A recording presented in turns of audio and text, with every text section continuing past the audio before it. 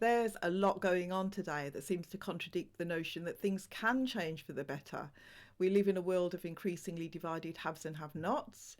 People are battling mental illness like never before, and for young people especially, the prospect is that they'll live in a world that's uninhabitable because of climate change.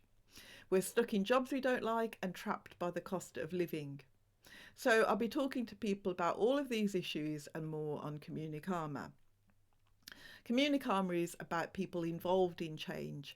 However, when we look around and see things getting worse rather than better, we can have the crushing feeling of being powerless to change things, and we can feel like giving up very easily. And that's what I want to talk to you about today. Two little observations that might be useful. They're both about playing the long game. Firstly, when we're young, we're full of hope to change things and desperate to do this. When things don't move fast, we can lose hope. But wind the clock forward and we can become more patient as the years go by. When we look back, we can see that the seeds of change that we or others planted way back when have become part of a forest of change. Ironically, the less time we have left, the less we fret about getting instant results. This brings me to my second point. Sometimes change takes a long time and the full picture emerges over years or even decades. Never forget that over time things do change.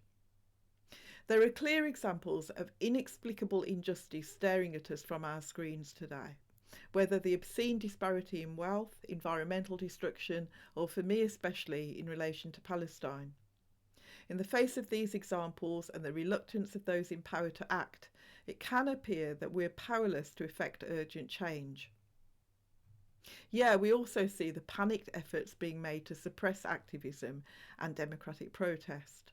Power is panicking because people refuse to abandon their belief in humanity and their individual power to effect change.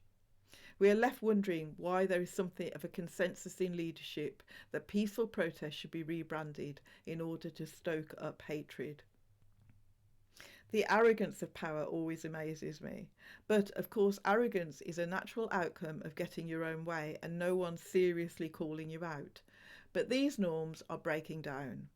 Just because people don't have hard power doesn't mean that they don't have power, and it certainly doesn't mean that they're dumb. Smart, everyday people, especially but by no means exclusively switched on young people, have access to information that gives them power. The response, as ever, is to smear people and ideas. Once again, this is a strategy with diminishing returns. Trying to use dark propaganda against the truth will not work, especially when there's a broad church of support for justice and a lot of evidence to support it. The old order is being exposed as charlatan and riddled with double standards. Tacit threats to silence people are backfiring as more people, me included, are compelled to speak in the face of intimidation. This means the ugly prospect of democratic governments turning to suppression to silence voices. This will also fail in my view.